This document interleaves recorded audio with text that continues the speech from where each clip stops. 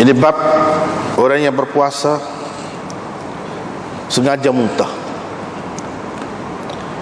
Imam Abu Daud dengan sanadnya meriwayatkan daripada Abi Hurairah, katanya Rasulullah sallallahu alaihi wasallam bersabda, sesiapa yang termuntah ketika dia berpuasa, tidak perlu dia mengqadanya, tidak perlu dia mengqada puasa itu. Dan jika dia sengaja muntah, maka hendaklah dia mengqada puasanya. Dengan sanadnya Imam Abu Daud meriwayatkan daripada Abu Darda bahawa Rasulullah sallallahu alaihi wasallam pernah muntah, lalu baginda berbuka. Selepas itu saya bertemu dengan Thauban maula Rasulullah sallallahu alaihi wasallam di Masjid Dimashq. Saya berkata, sesungguhnya Abu Darda menceritakan kepada saya bahawa Rasulullah sallallahu alaihi wasallam pernah muntah, lalu baginda berbuka. Qala, kata Thauban, sadaqa, benarlah Abu Darda, sayalah yang menuangkan air wuduknya, sayalah menuangkan air untuknya. Babul qiblati lis-shaim, ini bab mencium kepada orang yang berpuasa. Dengan sanadnya Imam Abu Daud meriwayatkan daripada Aisyah, katanya Rasulullah sallallahu alaihi wasallam selalu mencium ketika baginda berpuasa dan bersentuh-sentuhan kulit ketika berpuasa. Tetapi beliau adalah seorang yang paling dapat mengawal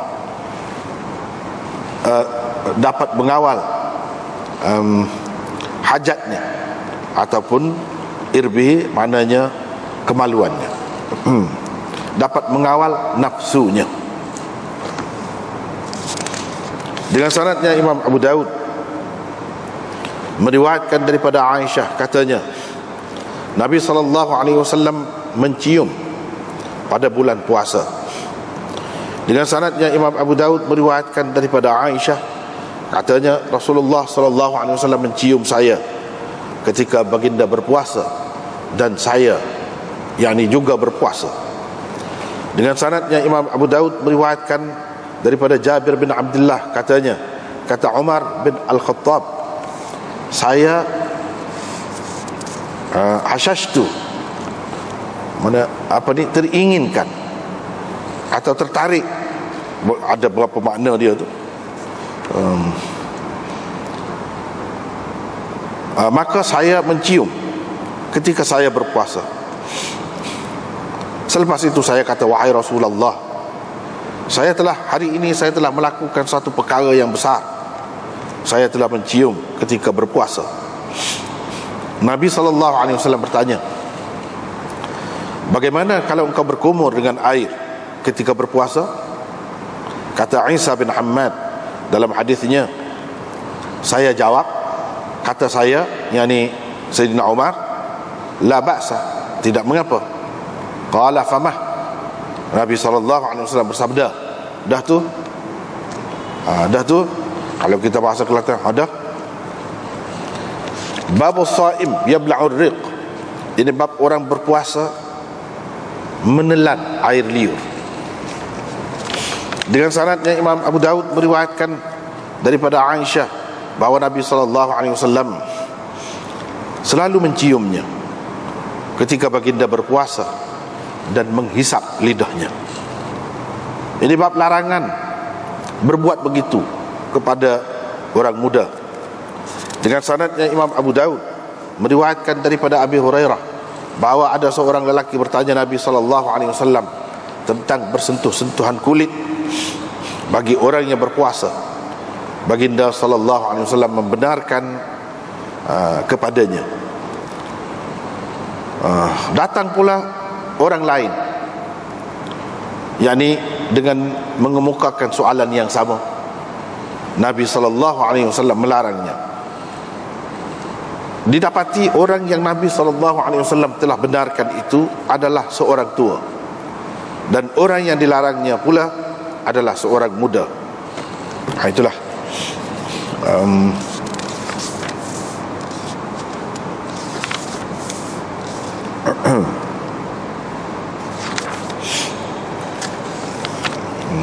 tengok dulu.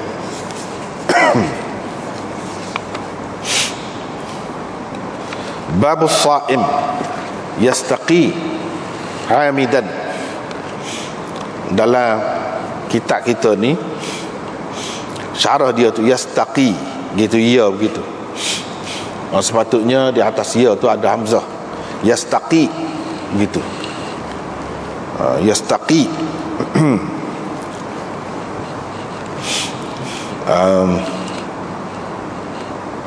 gitulah.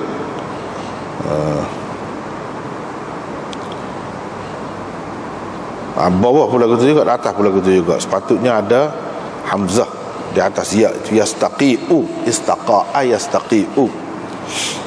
Orang berpuasa yang sengaja muntah, yastaqi sengaja muntah.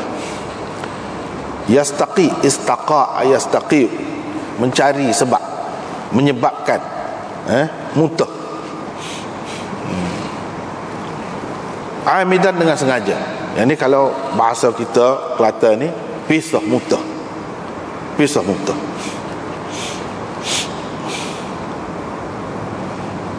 Dalam hadis ni, hadis yang diriwayatkan oleh Abu Hurairah,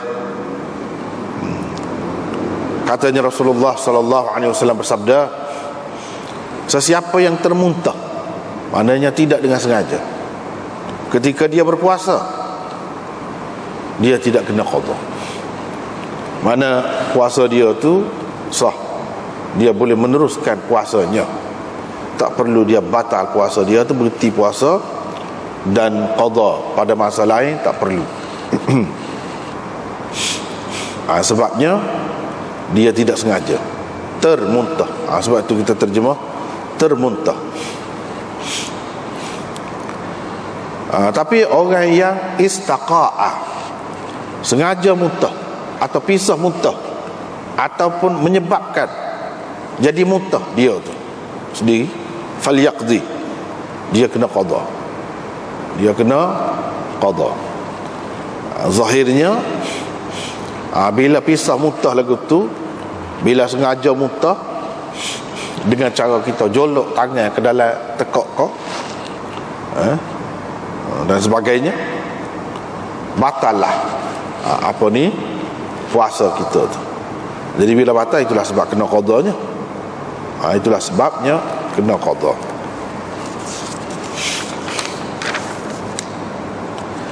Yang kedua pula hadisnya daripada Abu Darda. Dia kata Rasulullah sallallahu alaihi wasallam pernah muntah. Di sini dia sebut qa'a, muntah. Adakah dengan sengaja atau termuntah? Itu tidak jelas. Kedua-duanya boleh. Tetapi lepas pada tu dia buka puasa. Dia buka puasa, mana dia tidak terus berpuasa lah. Kata perawi ini, iaitu Ma'dan bin Talhah, lepas pada tu saya bertemu dengan Thauban, maula Rasulullah sallallahu alaihi wasallam, di Masjid Dimashq. Saya kata, Abu Darda kata gini-gini. Sebab tadilah dia pun kata betul dah tu. Saya lah yang curah air ke dianya untuk basuh, untuk basuh mulut dia ataupun untuk berwuduk dan sebagainya. Itu mana waduk. Jadi kalau kita tengok di bawah tajuk bab ni ada dua hadis. Ada dua hadis. Satu hadisnya iaitu hadis yang pertama jelas, mana kalau termuntah tidak dengan sengaja tak batal puasa tu. Seseorang tu boleh terus berpuasa dan dia tidak perlu qada. Tapi kalau dia pisah muntah, kena qada. Riwayat yang kedua pula tak jelas. Tak jelas. Sebab qa'ayaqi boleh dipakai dengan kedua-dua makna. Dengan makna termuntah atau dengan makna muntah dengan sengaja pun boleh. Tapi ya jelasnya bila Nabi muntah tu dia pun buka. Jadi hak ni dari segi termuntah ataupun muntah tak jelas. Ada yang kata dia termuntah, bukan dia sengaja muntah. Maknanya termuntah pun batal juga puasa, kena qada jugalah. Apatah lagi kalau kita kata dia muntah dengan sengaja.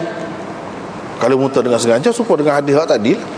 Sebab itulah patutlah dia pun buka pun, sebab tak ada makna dah kalau terus lagi pun moga apa dia batal dah. Nak agak dia puasa terus lagi nya batal dah. Begitu. Jadi dalam masalah ni sebenarnya ada banyak pendapat. Imam Abu Daud buat tajuk ni nak mengisyaratkan kepada perbezaan pendapat di antara ulama berhubung dengan perkara ni. Berhubung dengan perkara ni. Soal termuntah, adakah membatalkan puasa? Termuntah, mana tidak dengan sengaja, ataupun sengaja muntah. Sepakat adakah ulama mengatakan batal puasa itu? Sepakat adakah tidak? Ada khilaf sebenarnya. Dia nak mengisyaratkan kepada khilaf itulah.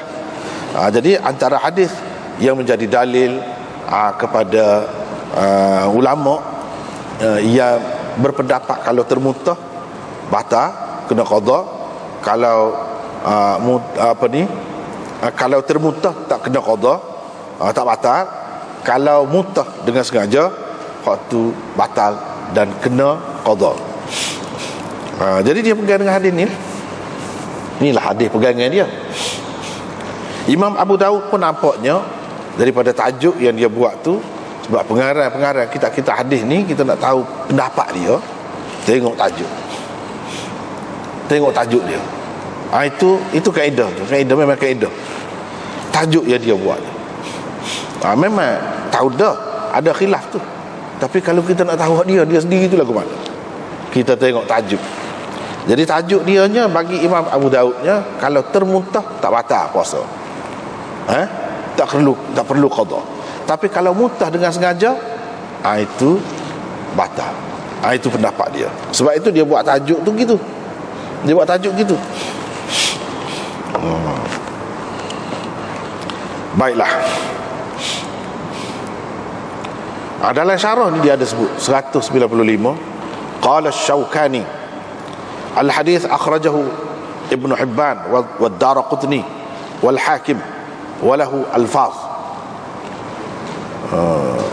Ni hadis ni dikemukakan oleh Ibnu Hibban, Daraqutni dan Hakim. Dia ada beberapa lafaznya, ada bezalah sikit sebanyak. Kata Nasai, Ata telah memauqufkannya pada Abu Hurairah. Maknanya hadis ni sebenarnya berdasarkan riwayat Ata adalah hadis mauquf, yang terhenti setakat Abu Hurairah. Jadi hak kata sesiapa yang termuntah itu dalam keadaan dia berpuasa, dia tak kena qada, dan sesiapa yang sengaja muntah dia kena qada. Hak ni adalah kata-kata Abu Hurairah, bukan kata-kata Nabi sallallahu alaihi wasallam. Itu makna mauquf. Itulah makna mauquf. Kata Tirmizi, la na'rifu illa min hadits Hisham an Muhammad an Abi Hurairah. Kita tidak mengetahui hadis ini melainkan daripada hadis Hisham bin Muhammad. Hisham daripada Muhammad daripada Abi Hurairah. Tafarrada bihi Isa bin Yunus. Isa bin Yunus sahaja yang meriwayatkannya. Yakni secara marfu' ni. Hak ni dalam riwayat hak Imam Abu Daud kemukakan ini, hak ni secara marfu' lagu ni Isa bin Yunus saja, seorang dia. Tafarrud dia. Wa qala al-Bukhari, Imam Bukhari berkata, la urahu mahfuzan. Saya fikir hadis ini tidak mahfuz. Hadis ini tidak mahfuz. Mana mahfuz asal makna dia terpelihara lah. Maknanya tak kemal, tidak sahih. Tidak sahih. Wa qad ruya min ghairi wajhin. Hadis ini telah dikemukakan melalui beberapa saluran. Yang ini bukan hanya dikemukakan melalui satu saluran sahaja. Wala yasihhu isnaduhu, sanadnya tidak sahih. Tapi walaupun banyak pun saluran tak sahih. Hakim menghukum sahih hadis ini menurut syarat Bukhari dan Muslim. Menurut syarat Bukhari dan Muslim, kata dia. Jadi hak dia riwayatkan hadis tu, dia kata hadis tu sebenarnya menepati syarat Bukhari dan Muslim. Maksud menepati syarat Bukhari dan Muslim tu ialah perawi-perawi dia adalah perawi-perawi yang ada tersebut di dalam Bukhari dan Muslim. Imam Bukhari ambil dalam kitab dia, bubuh dalam kitab dia. Imam Muslim ambil bubuh dalam kitab dia. Perawi-perawi itu ada dalam kitab dia. Itu maksudnya ala syartihima, menurut syarat mereka berdua. Jadi kira-kiranya syarat Bukhari itu tinggi lah. Cuma dalam Bukhari sendiri, dalam Muslim sendiri tak ada hadis tu. Itulah orang panggil. Sebab itulah dia bubuh dalam kitab dia Mustadrak. Mustadrak tu makna hadis hak tak ada dalam kitab hak asal. Tapi perawi-perawi dia tu, perawi-perawi kitab asal tu lah juga yang meriwayatkannya. Tidak semesti perawi asal tu mengikut tertib ada dalam kitab asal tu. Tak. Secara umum, secara ramai lah, umum ada. Tak secara lah ada tu, ada di mana. Sebagai gapo tak secara hak tu. Ada sebagai mutabik kau, sebagai syahid ke gapo tak kira hak tu. Dia kira ada dalam tu. Sebab tu kadang-kadang banyak longgar hak dia kata menepati syarat Bukhari dan Muslim. Hak dia kata tu tidak sahih pun. Sebab apa? Hak dia kata menepati syarat Bukhari itu perawi hak ada dalam Bukhari itu bukan perawi usul, tapi perawi syahid kau, mutabik kau, sebagai gitu ya.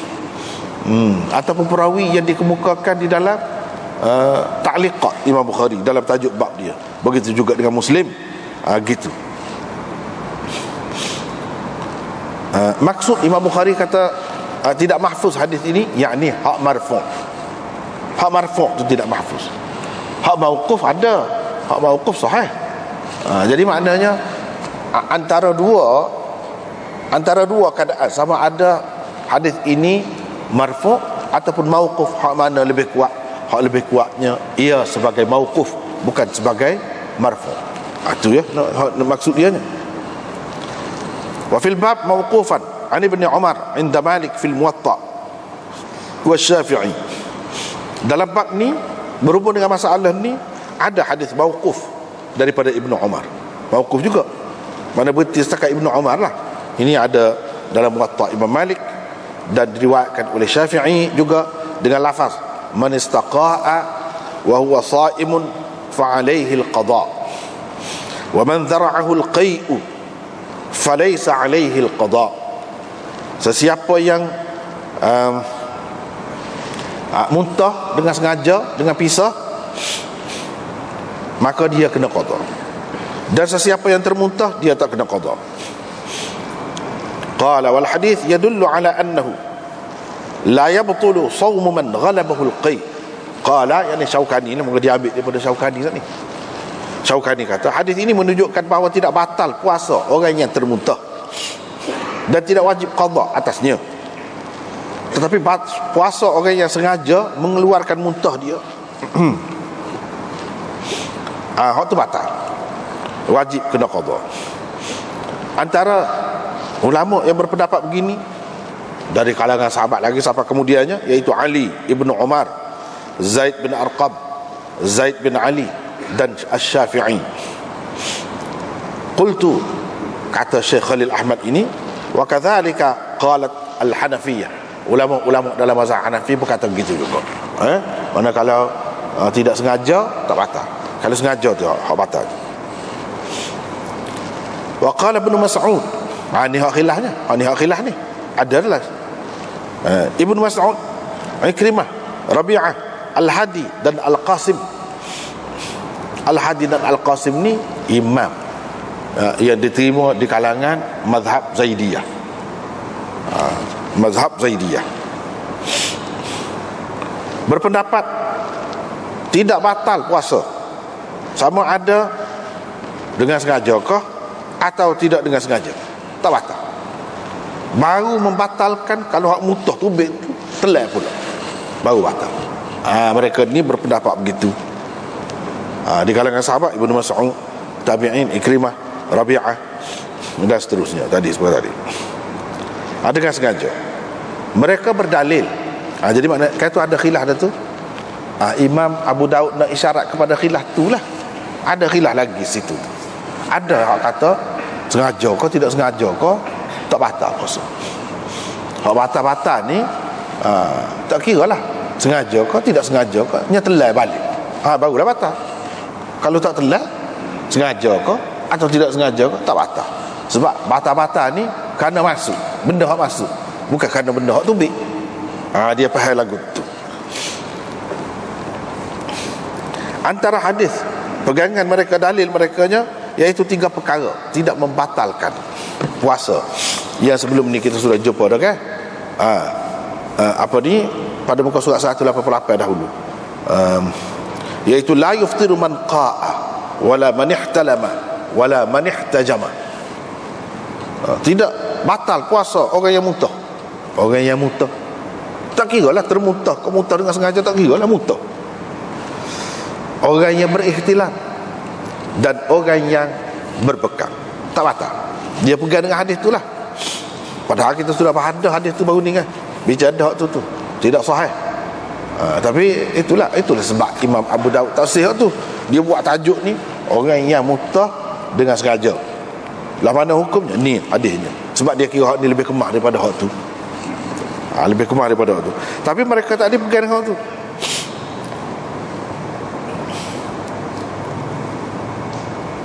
Jadi bagi jumhur ulama dia kata hak tu tak boleh nak pegang tu.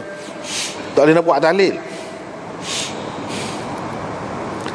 Kalau kita terimalah, bolehlah nak buat dalil pun, maka kita kena pakai dengan makna seperti yang dipakai oleh Al-Baihaqi, bahawa maksud orang yang muntah maknanya muntah dengan sengaja, dengan pisau. Qa'at dengan makna istaqa'ah, bukan qa'ah sahaja, bukan dengan makna man zara'ahul qai, bukan dengan makna begitu. Ini mesti kita kena pakai gitu kata dia. Sebab zahir hadis Abi Sa'id, muntah dalam keadaan bagaimana sekalipun secara mutlak tidak membatalkan. Sedangkan zahir hadis Abu Hurairah ni iaitu membatalkan. Ada jenis muntah yang membatalkan, iaitu yang muntah dengan sengaja tu, hak tu membatalkan. Jadi hak umum tadi bila kata muntah tu kita kena pakai umum itu dengan makna khusus lah. Sebab hadis ini mengkhususkan hak umum tu, mengkhususkan hak umum tu, dia pakai gitulah.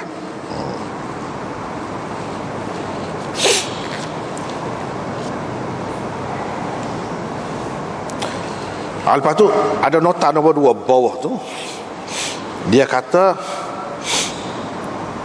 kalau muntah dengan sengaja, penuh mulut, muntah dengan sengaja tu, ini satu pendapat yang lain pula. Dia kata kalau muntah tu penuh mulut, bukan sikit-sikit gitu ada, penuh mulut. Kalau sikit-sikit, kalau muntah dengan sengaja mengikut Imam Muhammadnya, kalau penuh mulut batal. Kalau muntah dengan sengaja tapi tidak penuh mulut, sikit, tak batal mengikut Imam Muhammad. Tidak mengikut Imam Abu Yusuf, ni mazhab Hanafi lah, tidak mengikut mazhab Imam Abu Yusuf, sebab dia kata kalau kurang tak penuh mulut pun batal juga kalau dengan sengaja. Demikian tersebut dalam kitab Hidayah, kitab Hidayah fiqh Hanafi itulah. Sesiapa yang muntah dengan sengaja dia kena qada mengikut jumhur ulama, sehingga ada disebutkan oleh ulama ijma' tentang perkara ini. Tapi kita faham dalam ijma' ni banyak perkara sebenarnya, dok lagi banyak lagi khilaf pun sebut tadilah. Gitu. Kata setengah ulama tak kena qada, kok mana-mana pun, sengaja ke tidak sengaja ke. Itu pendapat yang ketiga. Yang keempat, bukan setakat kena qada, kena bayar kafarah juga. Ini pendapat yang keempat, kena bayar kafarah juga.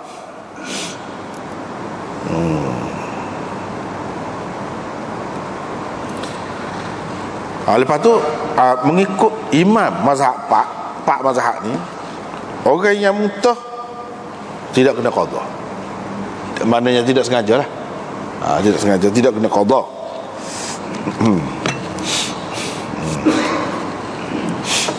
Lepas tu kalau kata orang yang mutah dengan tidak sengaja, tak batal puasa. Hak mutah dengan sengaja batal puasa berdasarkan hadis ni.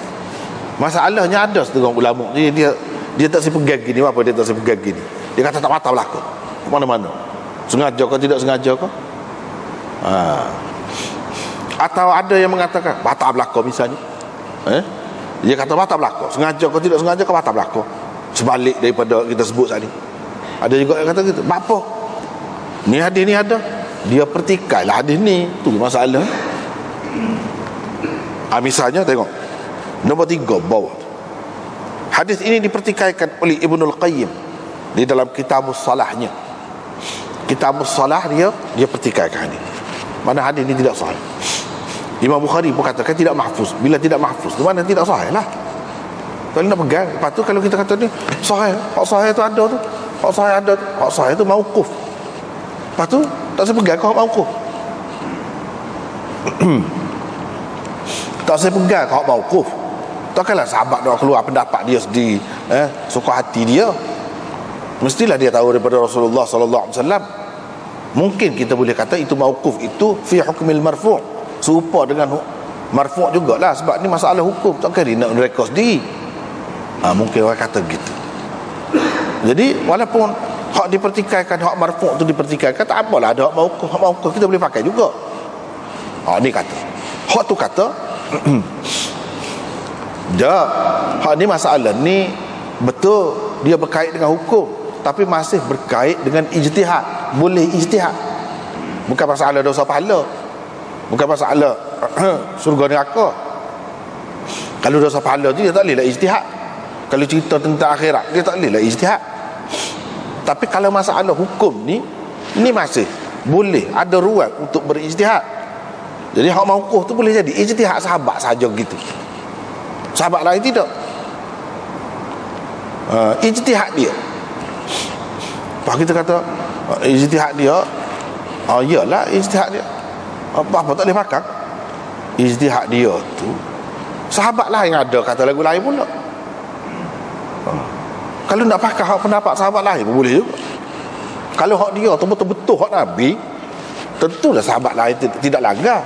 Ni apa ya sahabat lain ada buat lagu lain tu, misalnya hak tadi disebutkan Ibnu Mas'ud, lagu lain pula. Sebab itulah dia kata apa ya ulama ada khilaf ni puncanya kerana hadis ini mauquf, dia tidak marfu'. Hak marfu' tu tidak sahih. Hak mauquf walaupun sahih boleh kita nak pakai tu, boleh ikut sahabat lah. Atas rasa ikut sahabat tu sahih. Tapi nak kata hak tu hukum daripada Rasulullah sallallahu alaihi wasallam sendiri, tak jelas lagi. Dan hukum hak sahabat kata lagu tu boleh jadi, itu berdasarkan ijtihad dia sahaja. Apa? Sahabat ni bukan seorang tu, dua orang tu je. Ramai lagi orang lain tidak kata begitu pun. Dia berdasarkan ijtihad dia. Supaya dengan masalah ni lah. Ni masalah jarak-jarak. Masalah apa ni, jarak boleh jamak qasar tu. Jarak. Hak sahih betul daripada Nabi sallallahu alaihi wasallam, tak ada. Hak sahih dan sharih tak ada.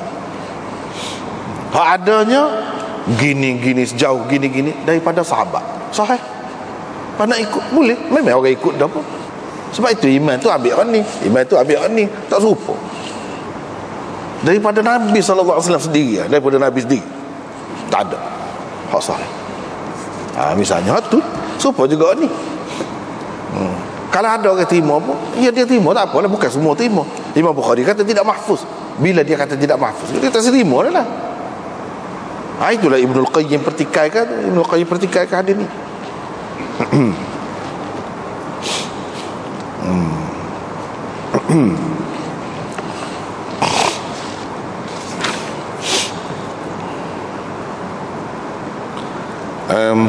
Lepas tu kita pergi kepada hadis yang kedua. Hadis yang keduanya, Nabi sallallahu alaihi wasallam pernah mutah. Fa'aftara.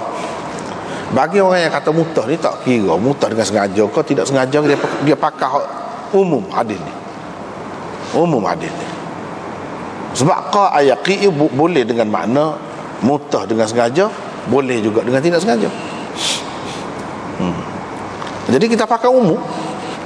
Dia kata gitu, jadi batal puasa. Orang yang kata ni hak maksud kata Nabi batal puasa dia ni, buka puasa ni, dia muntah, bukan makna muntah, termuntah. Dia muntah dengan sengaja, bukan dengan makna termuntah. Kita kena pakai dengan makna dia muntah dengan sengaja, dengan pisau, bukan dengan makna dia termuntah. Jadi qa'a di sini perlu ditakwil dengan makna istaqa'ah. Dia pakai gitu. Pasal apa dia kata gitu? Sebab ada hadis tadi. Di mana kalau orang termuntah tak kena qada, kalau orang sengaja muntah kena qada. Jadi Nabi batal, bila batal dia kena qada lah. Apa dia batal tu? Apa yang kena qadanya? Sebab dia muntah dengan sengaja tadi. Dia campur dengan hadis tadi.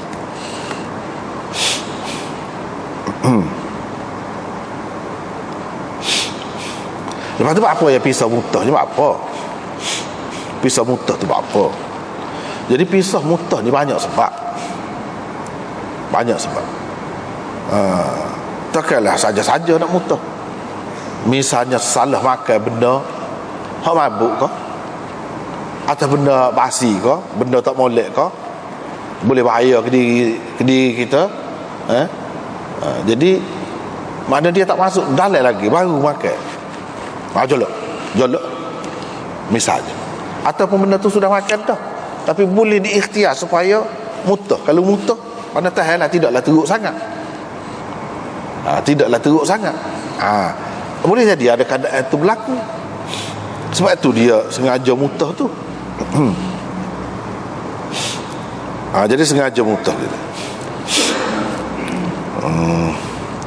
Jadi bila siapa dia Abu Darda kata Nabi muntah, lepas tu dia buka puasa ni, Thauban pun kata, bila kawan tu berjumpa pula dengan Thauban tu, dia kata betul lah tu, saya lah hak cuak air wadu.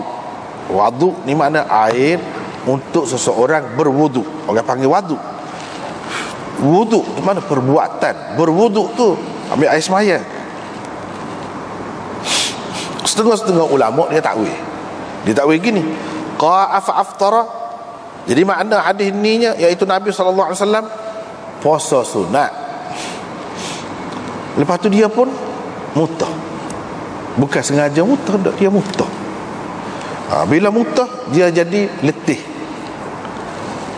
menyebabkan dia mendorong dia berbuka. Bukan muntah tu sendiri membatalkan puasa dak.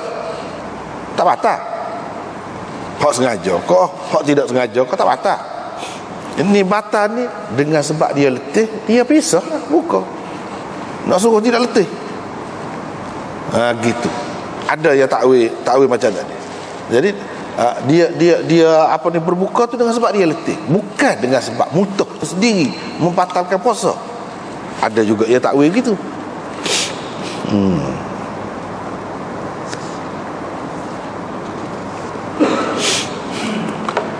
Lepas tu Imam Tirmizi kata wal amal 'inda ahli al-'ilm ala hadis Abi Hurairah. Jadi ramai umat ni duduk pakar mengikut hadis Abu Hurairah tadilah. Walaupun orang pertikaikan, bukan semua pertikai, ada yang terima. Iaitu orang yang berpuasa kalau termuntah dia tak kena qada. Kalau dia sengaja muntah kena qada. Inilah pendapat Asy-Syafi'i, Sufyan Ats-Tsauri, Ahmad dan Ishaq.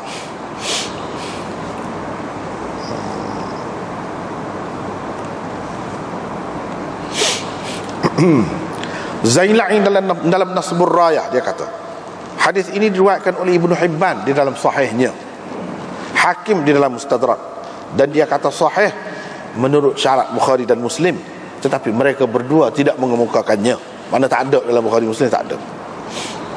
Daraqutni meriwayatkannya dalam sunannya, dan dia kata perawi-perawinya semuanya thiqat. Perawi-perawinya semuanya thiqat. Jadi ini bagi orang pakar hadis tadi. Hak pakar hadis tadi, dia ada beberapa alasan lah dalam Nasbur Raya sebut. Nombor satu sekali, Ibnu Hibban meriwayatkan di dalam sahihnya. Walaupun tidak sahih tu tidaklah setara Bukhari, Sahih Bukhari, tidaklah setara Sahih Muslim, tetapi dia buat kitab dia tu namanya sahih. Kira-kiranya sahih lah mengikut syarat dia. Gitu. Jadi salah satu neraca apa ni kita kata piawaian sahih ni, menilai sahih ni, dia banyak sudut. Antaranya sahih dari sudut ia ada di dalam kitab sahih. Pengarang yang beriltizam dengan hadis sahih, dengan dia bubuh nama kitab dia tu sahih. Misalnya Sahih Ibnu Khuzaimah, Sahih Ibnu Hibban, walaupun tidak sesahih Bukhari, tidak sesahih Muslim, tapi bagi dia sahih. Itu maksud dia kata fi sahih. Hakim dalam Mustadrak, dia kata sahih mengikut syarat Bukhari dan Muslim. Kalau nak kira perawi-perawi dia tu adalah perawi Bukhari dan Muslim belaka tu. Kalau kita baca tadi hadis mula-mula tu, cuma Bukhari dan Muslim tak ada kemukakan hadis itu, tapi perawi-perawi dia tu ada dalam Bukhari dan Muslim. Sekurang-kurangnya bila perawi-perawi itu ada dalam Bukhari dan Muslim, bila Bukhari dan Muslim terima daripada orang itu, dia tidak rendah sangat lah, tidak tak pakai langsung lah. Gitu. Itu maknanya kedua. Yang ketiga, Daraqutni kata adalah sunan dia tak mari hadis tu. Dia kata perawi-perawi dia tadi semua tu perawi thiqat belaka, mana tak ada perawi dhaif. Jadi bila tidak ada perawi dhaif, kira-kiranya hadis itu sahih. Kalau kita tidak nak kata sahih pun, sekurang-kurangnya dia hasan. Bila hasan boleh pakai dah. Itulah alasan bagi orang yang pakai hadis tadi. Gitulah.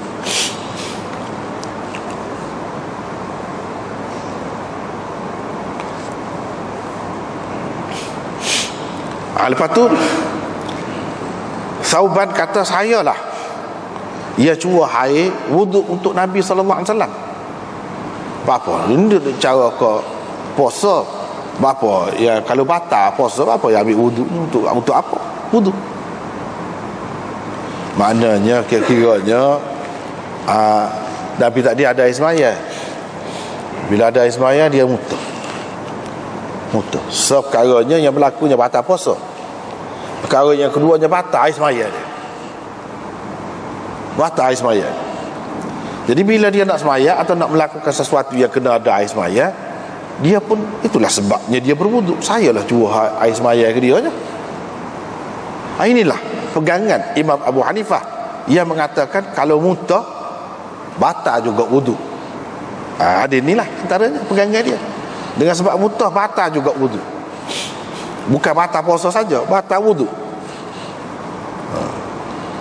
Tapi benda tu pun benda khilaf juga. Orang lain kata tak batal wuduk, tak batal wuduk, dia khilaf. Imam Abu Hanifahnya pegangan dia batal wuduk. Mana dalil? Salah satunya itulah. Imam Syafi'i pula kata, ni sayalah yang tuang air waduk untuknya. Ini bukan Nabi ambil air semaya dah. Ini basuh mulut. Orang panggil wuduk juga, wuduk lughawi, bukan wuduk syar'i. Wuduk syar'i ni ambil air semaya, kita ambil air semaya sekala tu lah. Sini ni maksud dia, dah dia mutah kan, basuhlah mulut, komo-komo. Gitu jangan wuduk ni. Bukan wuduk ni dengan makna ambil air semaya sungguh. Imam Syafi'i pakai gitu. Sebab apa? Sebab dia kata tak batal air semaya. Dia kata tak batal, mutah ni tak membatalkan air semaya. Lepas tu Nabi kata wuduk tu, apa ni, Sauban curah wuduk. Wuduk gapo? Dia tanya pula lah kita. Ini bukan wuduk istilahi ni, bukan wuduk syar'i, tapi wuduk lughawi. Wuduk lughawi ni dengan makna basuh muka guna air untuk khomor, basuh muka, menyegarkan muka, membersihkan muka. Wuduk lah tu, menyerikan muka. Wuduk tu maknanya perbuatan menyerikan. Wada'ah mana seri, berseri-seri, muka tu cerah. Jadi dengan sebab kita basuh muka, gitulah dia faham gitu. Lepas tu Pak ni kata pula,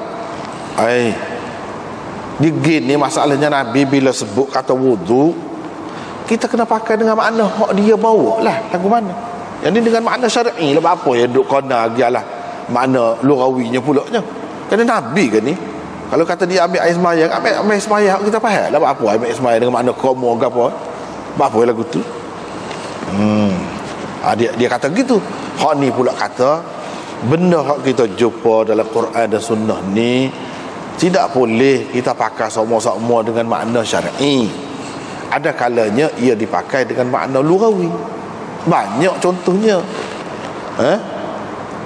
Khudh min amwalihim sadaqatan tutahhiruhum wa tuzakkihim biha wa salli alaihim inna salataka sakanul lahum, misalnya. Jadi inna salataka sakanul lahum tu apa makna? Mana ayat tu duduk cerita suruh ambil zakat daripada orang-orang kaya. Ambil zakat untuk membersihkan harta benda mereka. Wa salli alaihim. Jadi salla yusalli, salli itu fi'il amal. Kalau nak kira salla ni dengan makna semaya semua kan? Jadi semayalah untuk mereka. Gitu ke? Lepas tu dia sebut pula inna salataka, sebabnya salat kamu itu menenangkan mereka. Jadi apanya kalau orang beri zakat kepada tu imam pun bangun sembahyang untuk dia, gitu. Sebab dia faham lagu tu tak ada. Jadi solat di situ bukan dengan makna solat dengan makna sembahyang. Solat dengan makna doa. Doa. Doa. Lepas tu jadi ketua imam kena doa ke? Sebab tu orang doa tu beri zakat dia. Salat kau gapo kau ikutlah kata. Lepas tu doa. Inna salataka sakanun lahu, dia pakai umum. Setengah-setengah kata itu nak ayat molek saja, dan hak menenangkan sungguhnya hak Nabi, hak orang lain dak. Kalau tak doa susah juga dah, zakat tu selesai dah. Boleh dah selesai. Tidak kata tak sempurna dah. Tidak kata tak sempurna ini. Nak buat boleh, molek lah kalau nak buat, tapi tidak kata wajib ke gapo dak. Tak mesti lagu tu.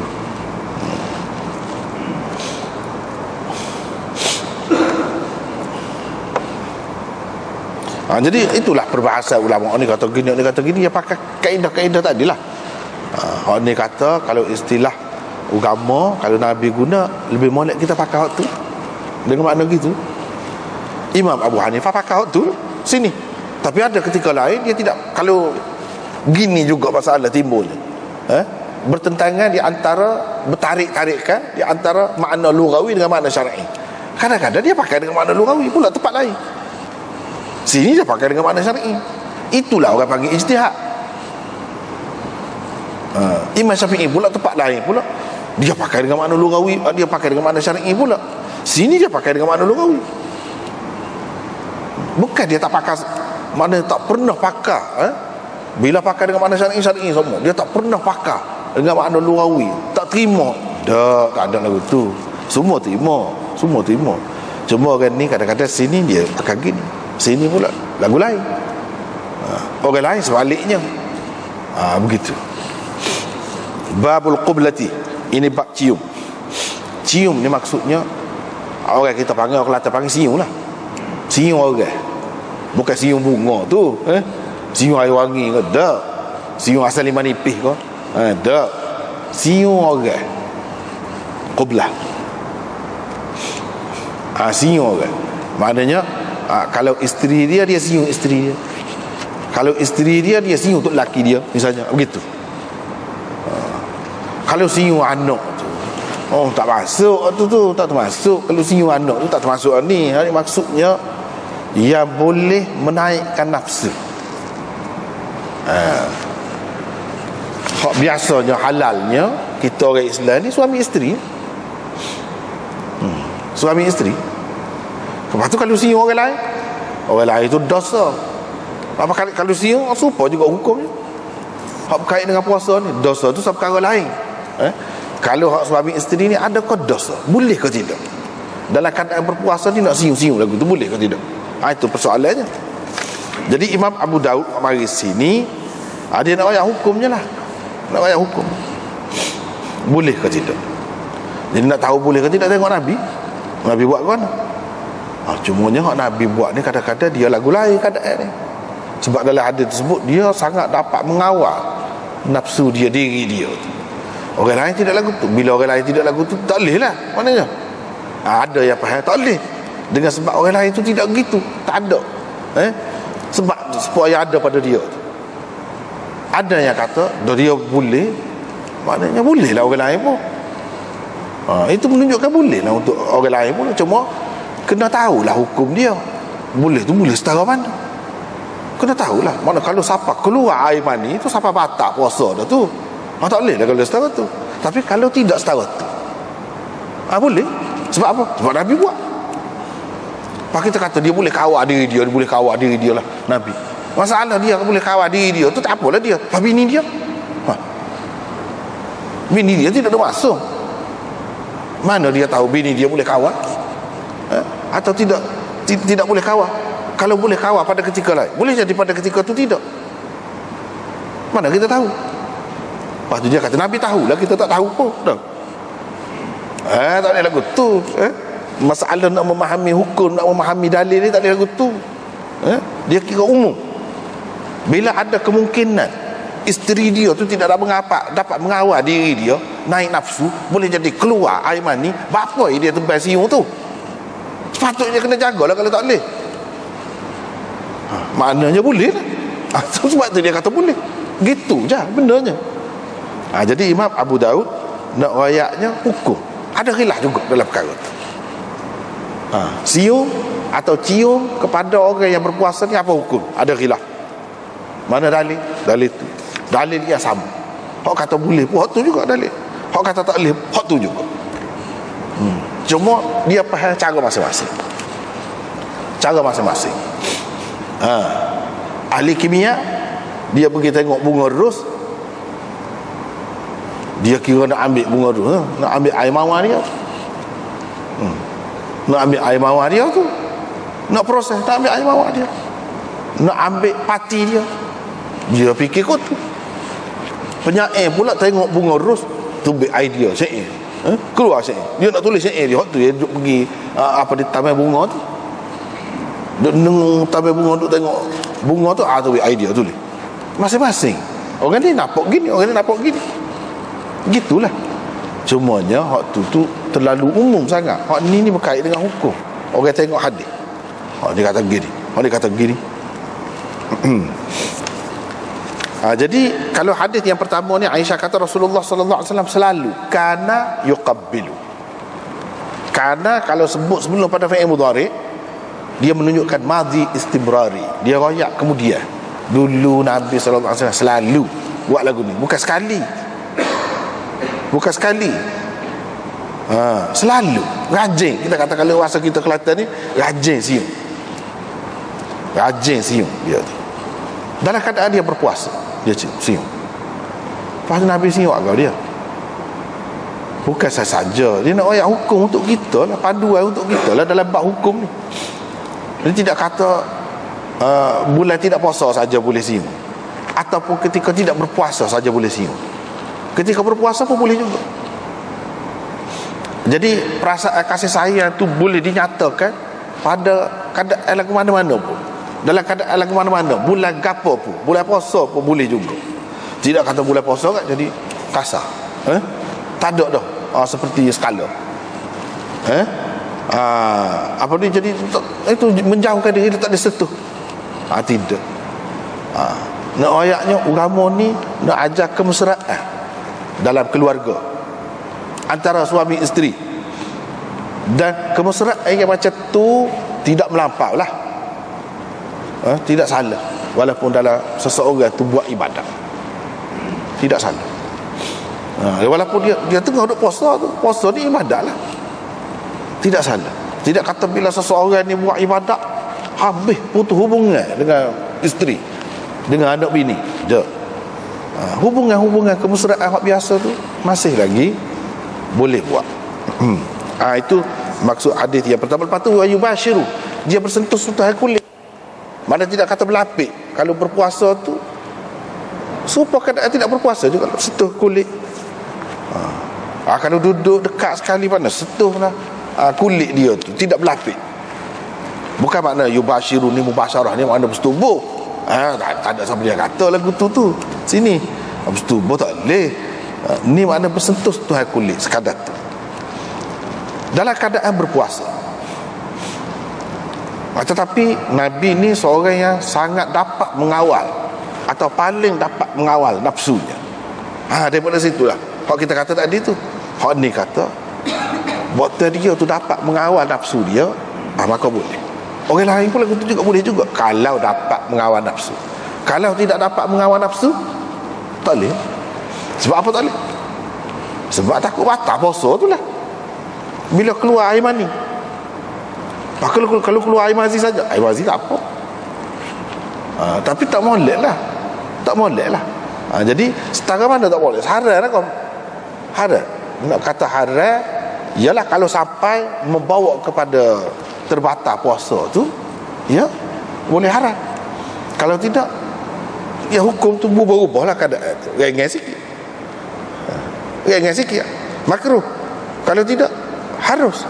Kalau tidak dia boleh jadi elok, molek. Bahkan termasuk dalam sunnah Nabi ni lagu tu. Kalau dapat mengawal keadaan. Kalau dapat mengawal keadaan. Kalau tidak dapat kawal keadaan, tak boleh lah.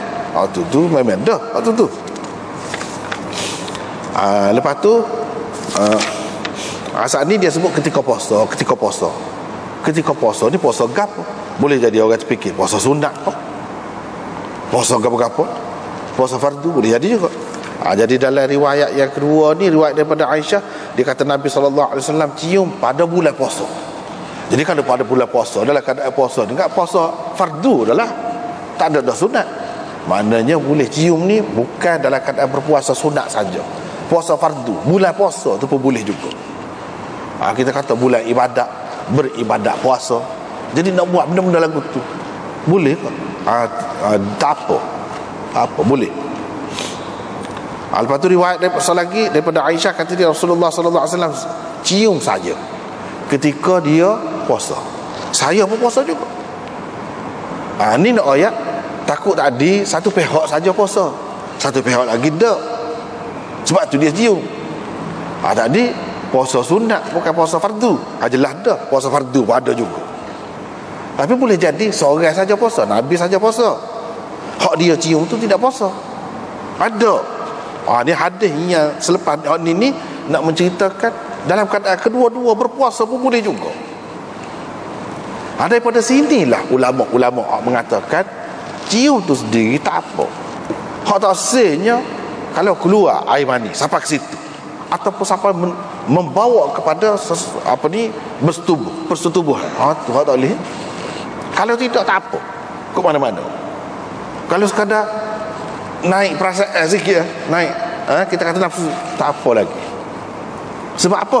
Sebab Nabi, kalau kita kata dia boleh kawal, ni bini dia tu lagu mana? Bini dia. Daripada situlah dia buat dalil, ni maknanya boleh. Boleh. Ini menunjukkan ibadat dalam Islam tidak kata putus hubungan dengan dunia langsung. Dunia ni apa dia? Dunia ni termasuklah perempuan. Hubbiba ilayya min dunyakum thalatha. Tuhan letakkan rasa kasih di dalam hatiku terhadap dunia kamu tiga perkara. Nabi suka hak dunia. Salah satunya perempuan. Jadi mana tak apa. Jadi hak ni bukan makna nak royak kata jadi agama ni ajar suka pada orang perempuan. Tidak gitu. Sebenarnya dia ada latar belakang hak sebelum pada tu. Kita kena tengok hak sebelum pada tu nya. Kalau nak buat ibadat, kalau nak berapak diri dengan Tuhan, dia kena putus hubungan dengan dunia, termasuk orang perempuan. Nak tengok pun tak boleh, usahakan nak sentuh, usahakan nak cium. Jadi dia kata begitu sebenarnya nak menghapuskan fahaman lama yang selama ni duduk dipegang oleh ahli-ahli agama. Kena nak berapat dengan Tuhan tak boleh, kena putus hubungan dengan. Jadi itu maksud dia.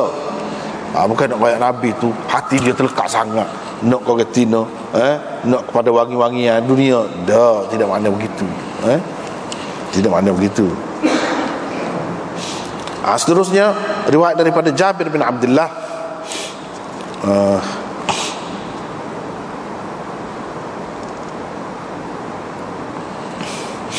dia kata Umar bin Al-Khattab berkata, saya berasa teringin kepada isteri lah.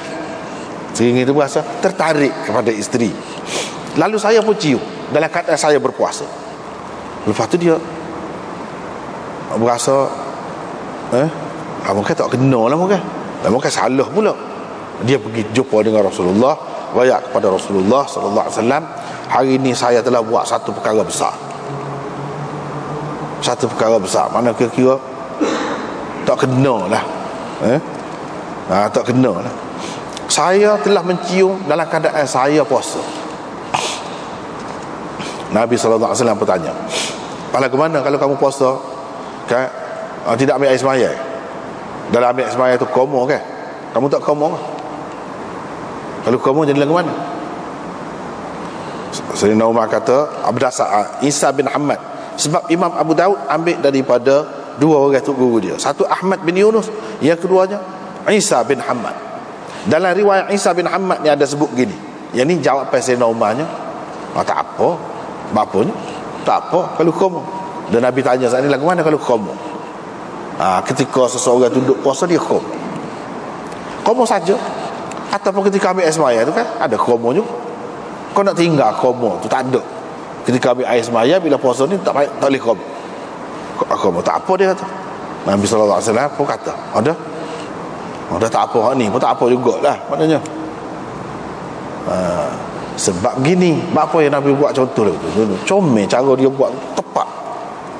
Inilah salah satu dalil guna qiyas. Inilah salah satu dalil kalau dalam hadis. Dalil orang kata boleh guna qiyas. Mana dalil? Ni. Nabi sendiri ajar kita supaya qiyas. Jadi begini. Kalau komo tu kan orang minum air kat mana? Kat mulut lah. Komo tu kita kawal diri kita, tak masuk dalam tekuk. Kalau kita telan boleh air hak kita minum, hak kita komo. Jadi kalau kita telan boleh. Kalau telan jadi kan batal lah puasa tu kalau tengah puasa kan. Jadi masalahnya kalau masuk dalam mulut sekadar ni tak apa lagi. Hak tak boleh tu telan masuk ke bawah tekuk. Hak tak bolehnya. Walaupun berkomo tu kita kira mukaddimah lah, macam permulaan kepada telan. Itulah jalan dia je. Nak telan, sebelum nak telan dia kena masuk ke mulut dulu. Tapi tak apa. Walaupun dia boleh masuk dalam mulut, asalkan kita kawal. Kita kawal dan dia tidak masuk dalam tekuk tu. Tidak minum, tidak dengan makna minum. Komo. Boleh panggil komo. Tak apa. Begitulah juga dengan cium. Cium ni boleh kata sebagai mukaddimah lah juga kepada jima. Hak tak bolehnya jima bersetubuh tu. Tapi kalau tidak sampai ke situ, tidak sampai keluar air mani, cium saja. Apa tak bolehnya? Boleh lah juga. Itu maksud dia. Hak tu pun mukaddimah, hak ni pun mukaddimah. Jadi mukaddimah tu tak apa. Kalau mukaddimah hak tu tak apa, mukaddimah hak ni pun tak apa juga. Mukaddimah tu maknanya pendahuluan lah, permulaan. Gitu cara dia guna logik. Nabi SAW ajar guna logik. Jadi qiyas tu logik. Banyak Nabi SAW kata begitu dia guna logik. Misalnya seorang Arab tu pergi jumpa dengan dia kata, mana anak saya dia tidak serupa dengan saya. Kata serupa dengan mak dia, budak juga paham mana. Nabi SAW pun tanya, ada perah unta ke? Perah unta tu warna lagu mana? Warna lagu mana? Dia pun ayat lah warna lagu ni. Tak ada ke dalam banyak-banyak tu warna lagu ni? Warna lagu lain sikit lah. Ada kata, mari mana? Tengok cara dia guna logik. Dia kata yang ada kalau keturunan lama-lama dia mari ni pula gitu juga. Jadi tak boleh gaduh nak napi anak kita, tak boleh nampak tak serupa pun.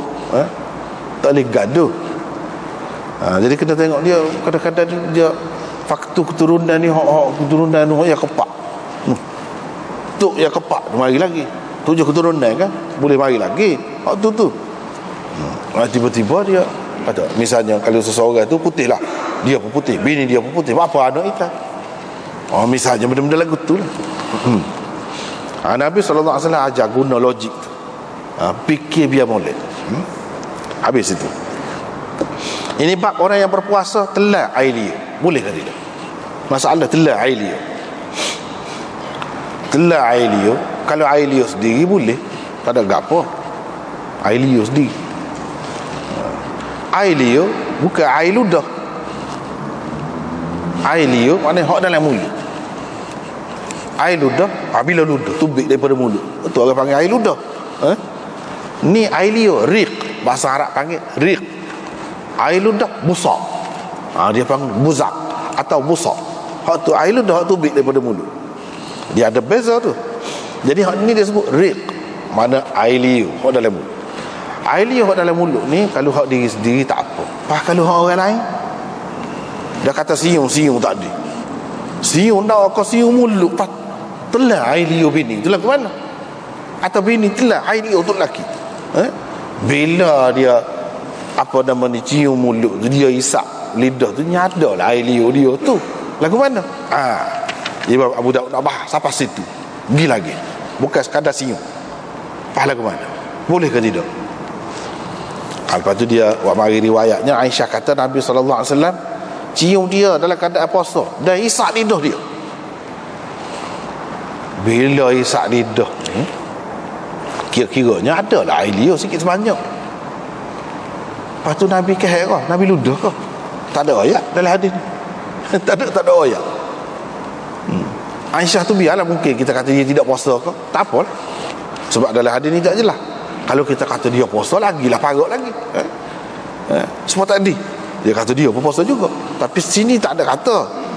Cuma perbuatan Nabi tu duduk puasa, lepas tu telah air liur orang lain. Kira-kira walaupun tak jelas, dia telah, dia sebut ni apa ni, isak lidah, tidak sebut dengan jelas telah, tapi kira-kiranya bila tidak ada dalil menunjuk menyebutkan dia ludah, dia telah lah. Kalau telah ni air liur orang lain lah kawan, kau tak bolehnya air saja, air liur tak apa, lagu mana? Itu persoalan itu. Jawabnya macam-macam lah jawabnya. Ada kata begini, ini khusus dengan dia lah, khusus dengan Nabi lah, orang lain tak boleh lagu tu. Macam-macam lah jawapan kalau kita baca dalam kitab ni kan, gitulah. Hak ni kata, hak ni ada ketika-ketikanya, bukan sokmo, bukan puasa fardu lah, macam-macam jawapan tu. Tak kena belaka tu, tak payah pergi situ. Hadis ni tidak sahih, habis cerita, habis lah. Dah hadis ni tidak sahih, habis cerita. Tak boleh nak buat dalil, tak boleh nak kecek lah, tak boleh nak muka. Lepas tu dah tidak sahih, orang ngada-ngada ke, palsu ke, tak tahu dah palsu ke tidak, tapi berjujuk lah hak tidak sahih tu, perawi tidak sahih tu, perawi dhaif tu berjujuk. Misalnya di sini Muhammad bin Dinar,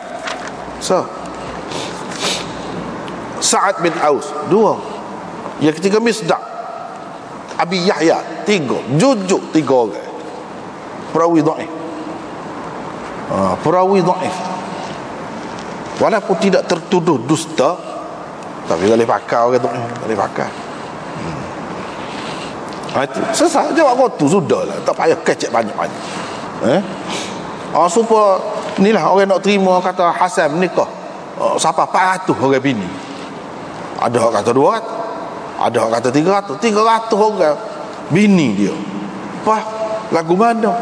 Tidak kau kata 4 orang sekat 4 yang kau bolehnya, kau cucu Nabi boleh pula lebih daripada 4. Kalau kita tahunya Nabi saja ya kalau boleh lebih daripada 4-nya, pasti cucu Nabi buat lagu mana?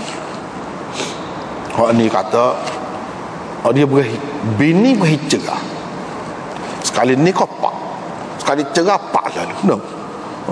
4 cerah tu nikah lalu 4. Lepas tu cerah pula. No. Ada orang kata gitu. Ada orang kata dia muta'ah lah tu lah dalil muta'ahnya. Kalau tidak, lagu mana? Sama tumo. Kalau nikah biasa tak boleh sekapak. Ni hok kata lebih daripada tu mut'ah lagi. Oh tu ya kita kata mut'ah boleh tu, pok Syiah tu pula kata gitu. Nah. Faham mana hok betul? Enggak dalam kitab-kitab banyak tu kita jauhi pun ada juga tu. Saya bab dalam lagu tu. Ada. Dalam kitab-kitab jauh sebut. Baca tu gak, mengaji tu gak. Orang tak tahu gapo. Buat dosa, ngopak kau orang. Ngopak pula cucu Nabi.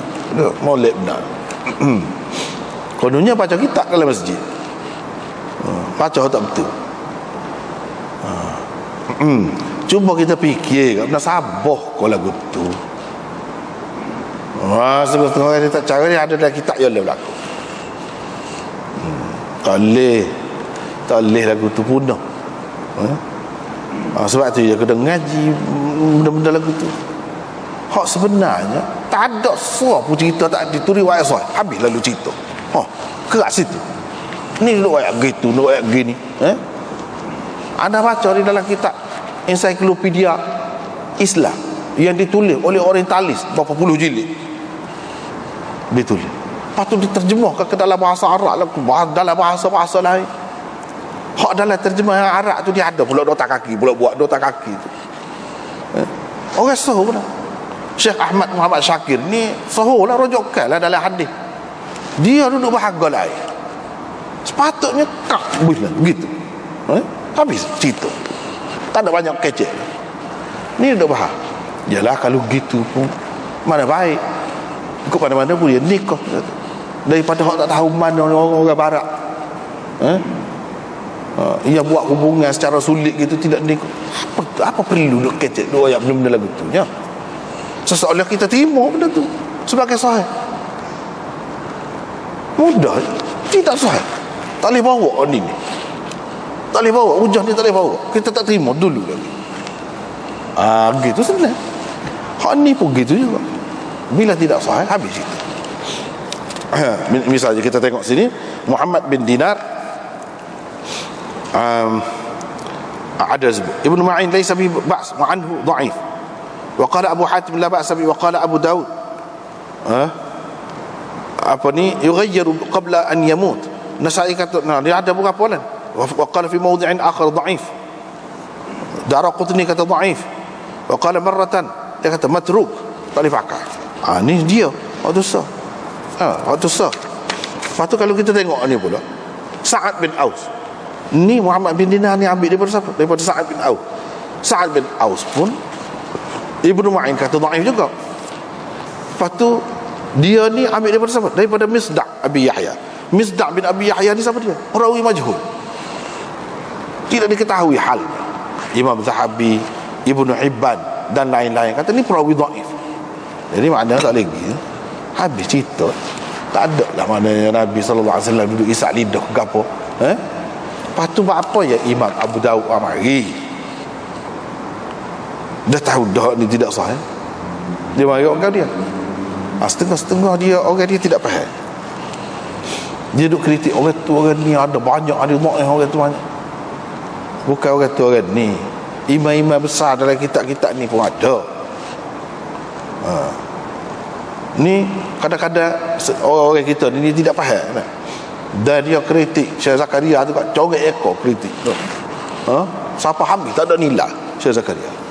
Botanya dia buat fadail, kitab fadail. Dalam tu banyaklah hak dhaif-dhaif. Banyak. Hak maudhu' pun ada. Hak tidak boleh buat dalil pun ada.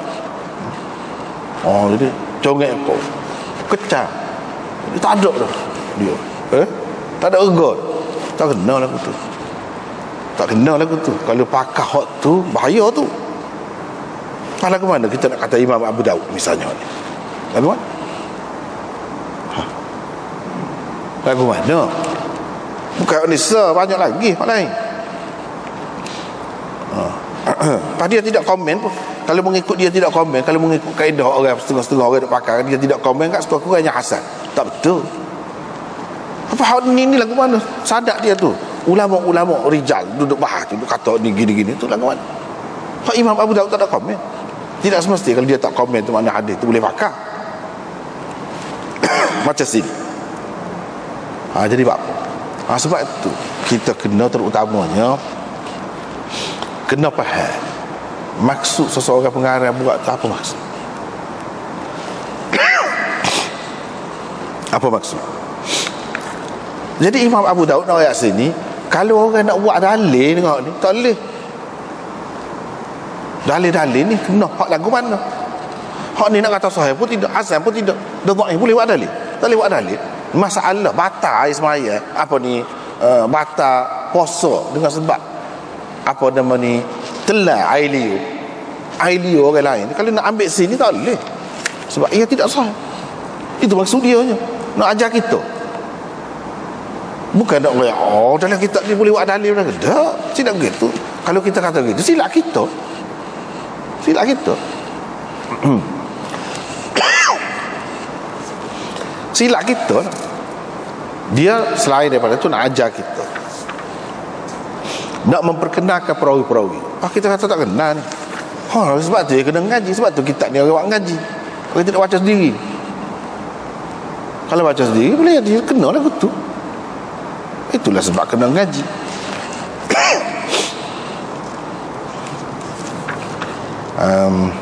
Begitulah. Kemudian habis dah situ. Kepada orang muda tak boleh, orang tua je boleh hak lagu tadi. Jadi Imam Abu Daud buat tajuk tu pula. Kepada orang muda boleh, sebab ada hadis. Jadi itu salah satu penyelesaian juga. Jadi boleh tu boleh hak mana? Boleh mubasyarah. Mubasyarah bersentuh sudah kulit saja, bukan apa ni, nak isak lidah tu tak boleh mana-mana pun. Hak tadi tu, hak tadi hadis tu je adanya, tak ada dah hak lain. Jadi kadang-kadang seseorang ulama hadis dia amari hak dhaif tu, hak maudhu' dia nak iktibar dia panggil. Nak buat perbandingan supaya kita nilai tengok benda lagu ni kalau ada orang lagu mana. Tak ada orang kuat skalanya. Orang hak kuat tak ada riwayat benda-benda lagu ni. Lepas tu ada kata, wa qala an-Nasa'i fi hadits Aisyah. Nasa'i kata dalam hadis Aisyah, kana yuqabbiluha wa yamassu lisanaha. Nabi sallallahu alaihi wasallam cium dia dan isak lidah dia. Hadhihi lafzah, lafaz ini tidak ada, kata Nasa'i, illa fi riwayat Muhammad bin Dinar, kecuali dalam riwayat Muhammad bin Dinar saja. Dia saja, dalam riwayat dia saja. Hak inilah hak kita kata perawi dhaif. Imam Nasa'i komen tu, lafaz ni hak kata Nabi cium Aisyah atau bini dia lain dalam keadaan puasa tu betul, hak tu sahih. Tapi tambahan isak lidah itu tak sahih. Hak lagi sahih, hak tu banyak hadis. Tadi banyak hak sahih. Hak isak lidah. Jadi kita tak boleh lah nak keluar hukum kata telah air liur orang lain apabila isak lidah tu, mana kira-kira gitulah. Boleh? Tak boleh. Tak boleh kata gitu. Kalau nak mari dalil ni tak boleh. Sebab apa? Ini dhaif. Ini dhaif. Ada juga macam-macam lah kata. Sebenarnya tak ada faedah belaka. Ada yang kata Nabi isak lidah dia betul. Lepas tu mana air liur dia ada juga, tapi Nabi ludah. Dia kata, mana dalil? Mana ayat lagu tu? Sebab tu dia kata yang senang benda-benda lagu ni kak bui gitu kan. Habis itu. Tak payah kecek banyak. Buat masa kecek. Gitu. Lepas tu apa Imam Abu Daud mari? Hak tu kena ngaji. Supaya juga Imam apa ni, Syekh Zakaria dalam kitab dia ada benda-benda lagu ni. Satu kelemahan manusia, kekurangan manusia. Hak tu tak nafi. Yang kedua, kitab tu kitab gap. Kalau kitab fadhail memang banyaklah. Bukan dia saja, orang lain buat pun lagu tu juga. Orang lain buat, orang dulu-dulu. Hak kita duduk kata imam-imam, lagu tu juga. Betul lah ya. Dia tujuan dia nak kumpul, tak setepat. Tak setepat. Lepas tu fikir, tapih ambil. Nak guna kan, tapih. Gitu cara dia. Jadi atas kita, atas pandang kita, jangan kita menyalahkan semata-mata begitu. Tak kena menyalahkan tu. Jadi sekat itulah dulu untuk malam ni. Wallahu a'lam.